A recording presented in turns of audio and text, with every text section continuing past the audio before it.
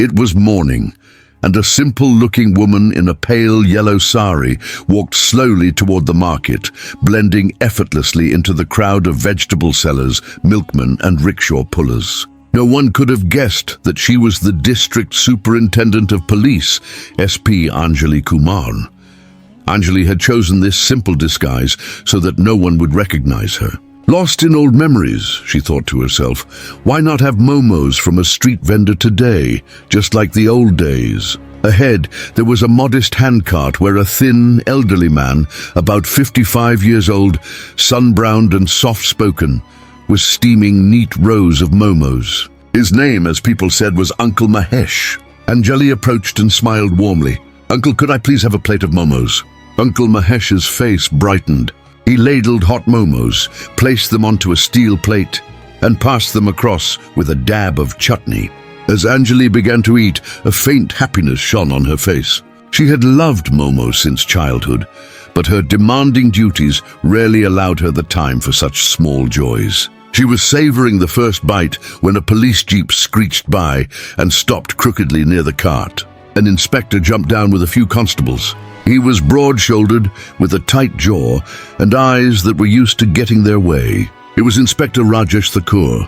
He jabbed a finger at the handcart. "Hey, old man." "Money now!" Startled, Uncle Mahesh's hands trembled. "Sir, it's just the start of the day. I haven't earned anything yet. Please come back in the evening. Whatever I make, I'll give you." "I don't have it now." The inspector's face hardened. Without hesitation, he slapped the old man across the cheek. The sound of the palm striking skin cut through the noise of the market. Anjali froze, her blood boiling. Then she stepped between them. "Stop, Inspector! On what basis are you demanding money? And by what right did you hit him? You have no authority to persecute this poor man like this." Inspector Thakur glared at her. "Don't interfere.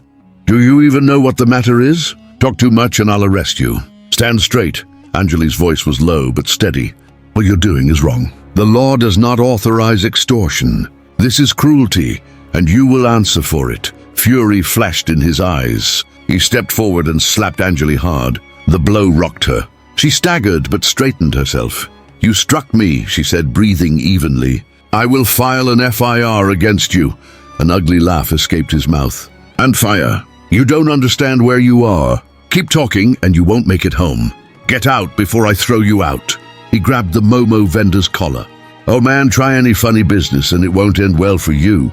Bring the money or I'll have your stall removed." With a vicious kick, he knocked the cart over. The steamer clanged loudly as momos rolled into the dust and chutney splattered across the road.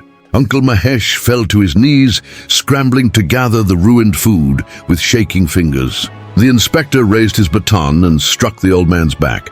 Uncle Mahesh cried out, folded his hands, and begged through tears. "Sir, I'm telling the truth. I haven't earned anything yet. Come in the evening, and whatever I earn, I'll give you.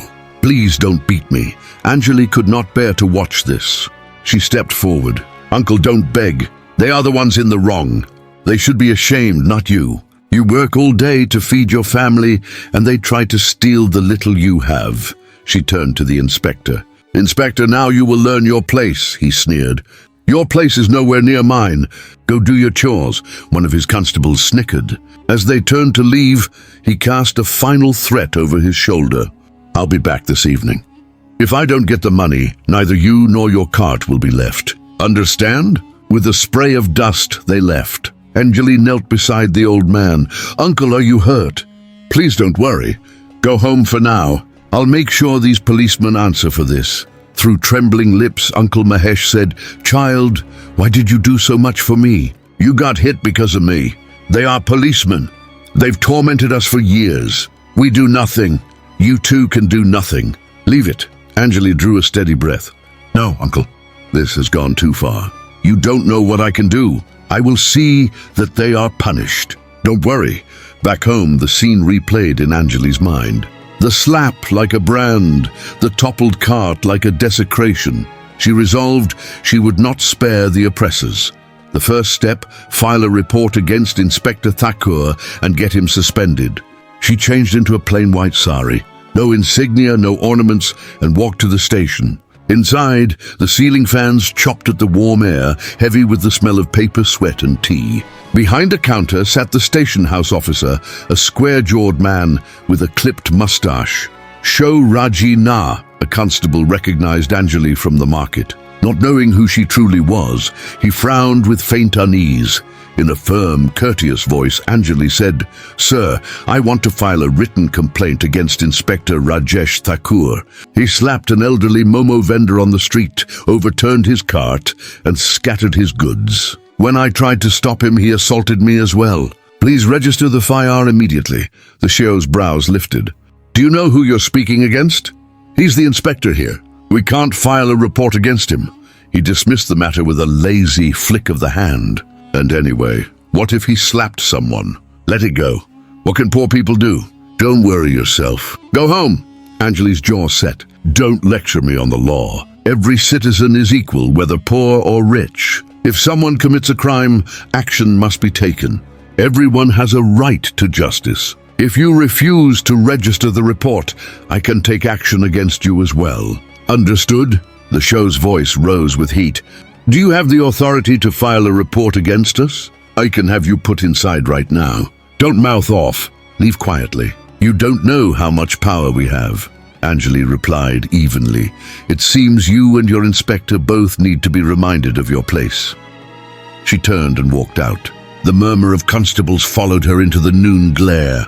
They exchanged unsettled glances. Who was that woman who spoke so fearlessly? Anjali's anger had forged into clear intent. The station needed cleansing. If men like these remained, they would keep robbing the poor of their rights. She would unmask them properly and publicly. She went straight to the district collectorate to meet the deputy commissioner, DC Arvind Sharma. In his office, maps lined the walls, and a framed oath hung behind his chair. Anjali recounted the incident from start to finish. The extortion demand, the slap, the overturned cart, the assault, and the station's refusal to register the FIR. DC Sharma's face tightened. "What you describe is shameful, but for immediate decisive action I need proof. Do you have evidence?" "Yes, sir," Anjali replied, taking out her phone. "When I went to the station to file the report, I kept my phone's recorder on. It captured Esho Naya refusing to register the complaint and threatening me.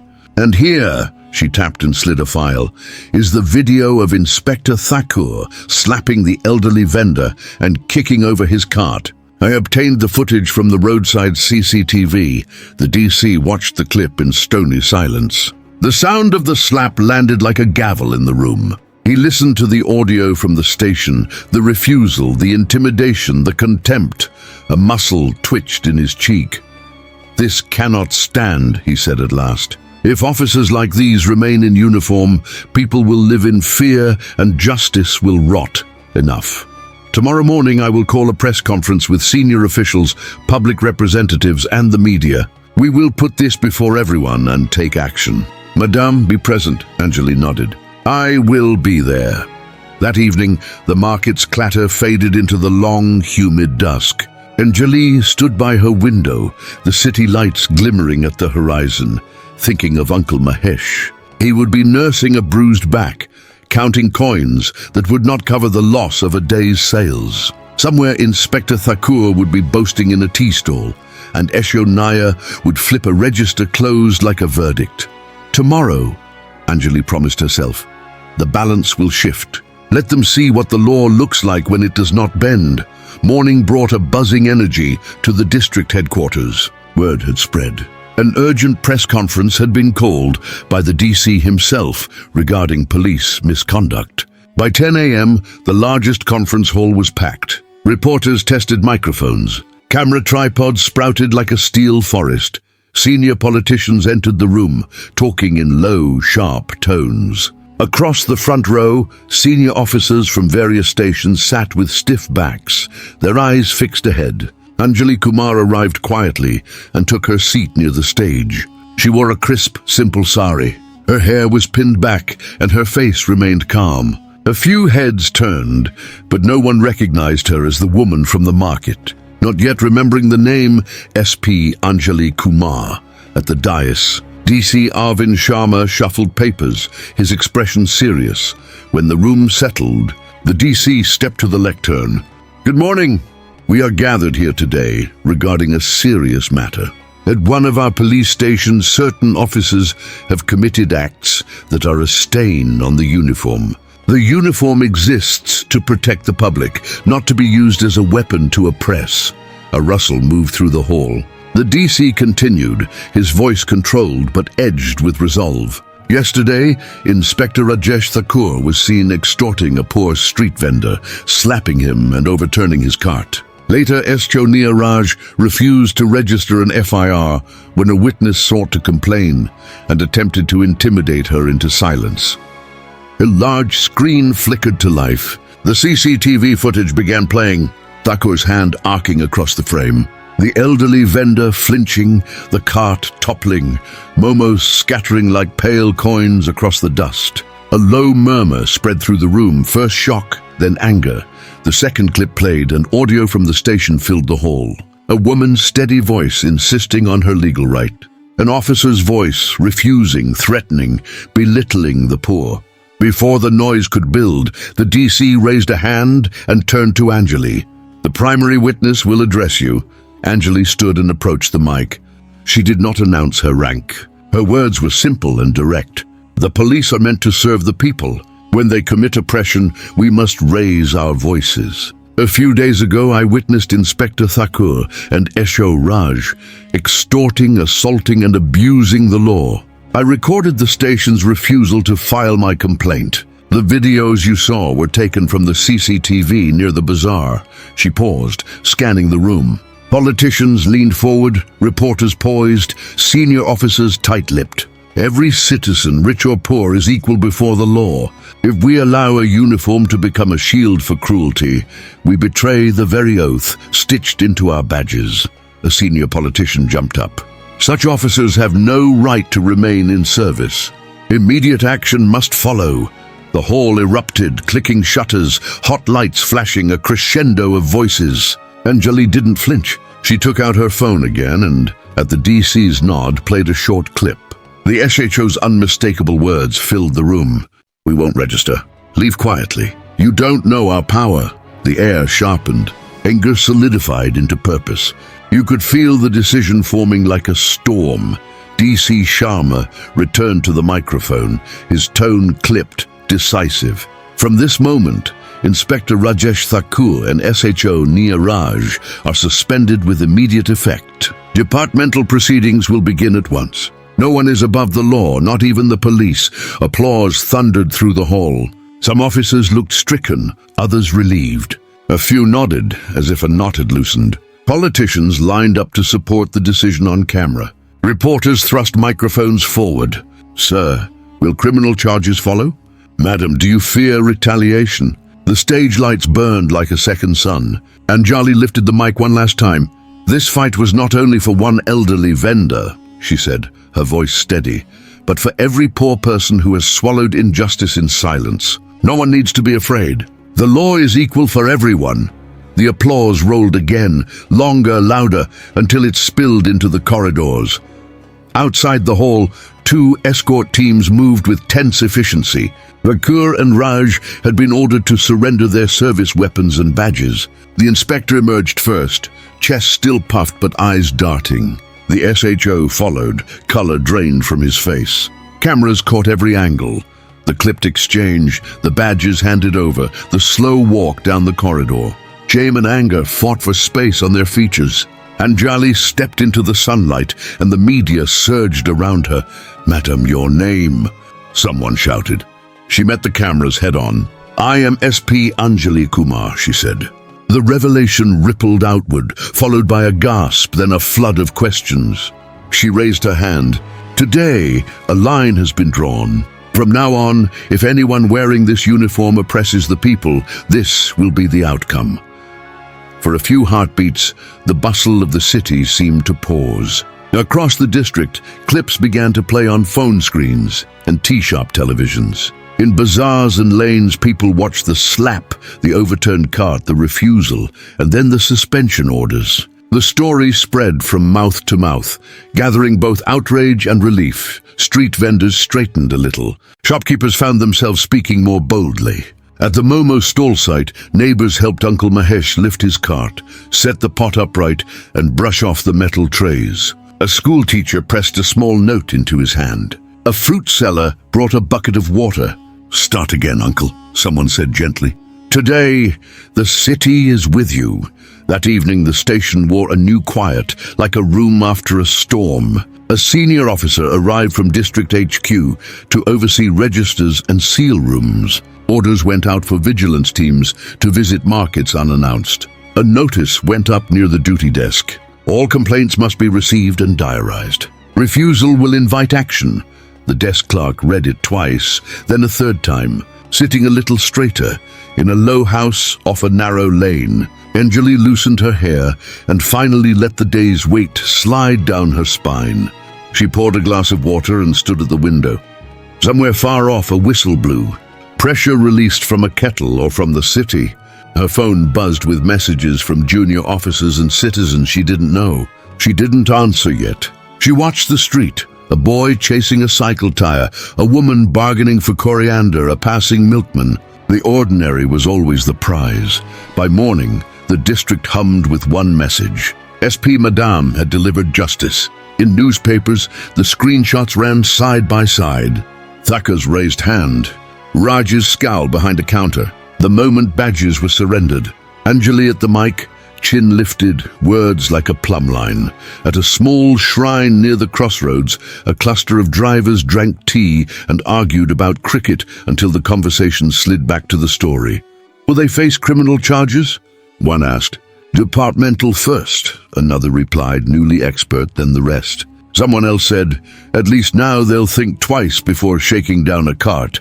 In the bazaar, Uncle Mahesh arranged fresh momos in tidy crescents. Steam rose, fragrant and clean. When Anjali approached, he looked up, eyes shining. For a moment, his mouth worked without words. Then the old lines of worry around his eyes eased. "Madam," he said softly, "today these are tears of relief, not of pain." Anjali smiled. "The credit is the law's, Uncle, and the courage of people who refuse to bow when they should not." Reporters still hunted angles, but the story's spine had set. The district administration circulated instructions, compulsory training on citizens' rights, market patrols to be body cam recorded, random audits of station diaries, a public helpline bannered outside the gate. A junior constable who had watched the slap with a knot in his stomach found himself explaining fire procedure to an elderly mason and meaning every word. In the afternoon, a brief ceremony was held at HQ, not for medals or garlands. Anjali refused both, but for a statement on record. The DC read it aloud. "No one is above the law. Not the rich, not the powerful, not those who wear the uniform. Misuse of authority will invite swift public consequences." He signed it and handed copies to the press. When Anjali left the building, microphones clustered again. "Madam, a message to the public." She looked straight into the lenses. "If someone in power wrongs you, do not be silent. Document report insist. The law belongs to you as much as to anyone else." That evening, as violet dusk folded over the town, the market sang its usual song of bargaining and clang. A line formed at Uncle Mahesh's cart. He worked steadily, his spine a little straighter, his voice a little shorter. He handed Anjali a plate without asking for payment.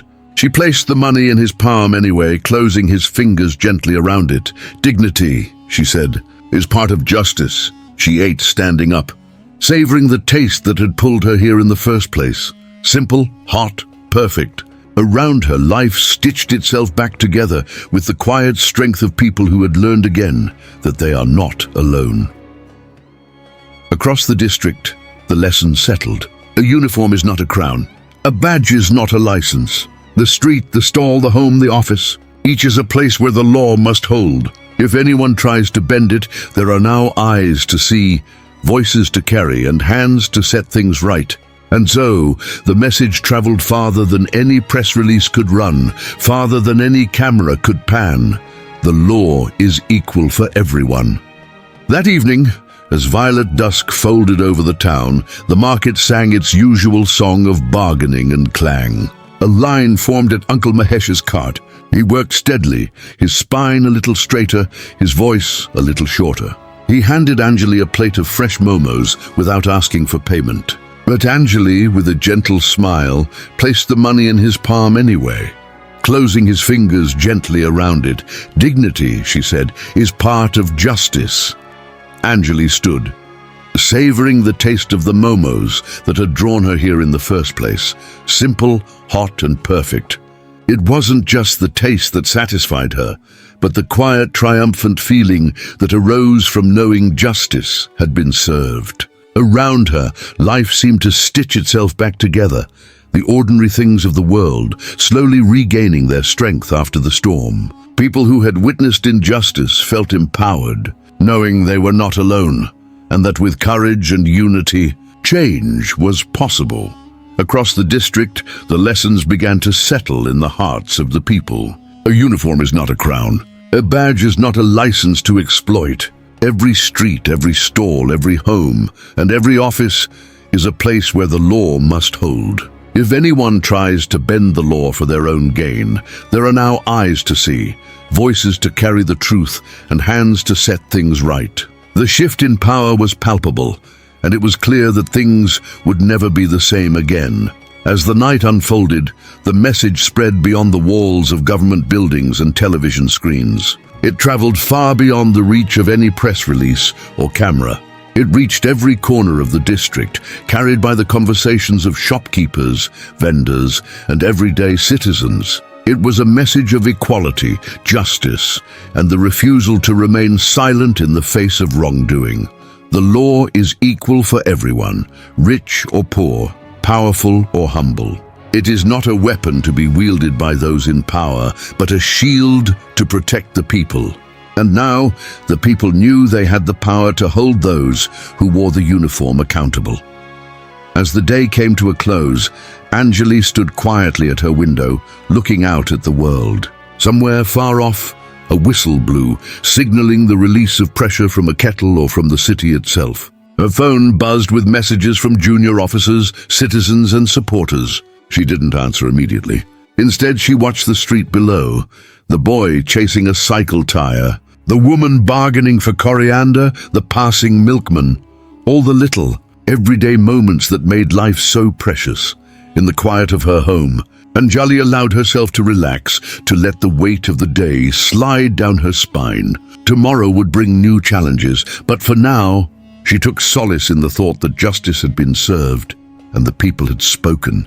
By morning, the district hummed with one clear message. SP Madam had delivered justice. The streets buzzed with conversations about the events that had unfolded, and in the air there was a new sense of empowerment, a sense that no one, no matter their rank or uniform, was above the law.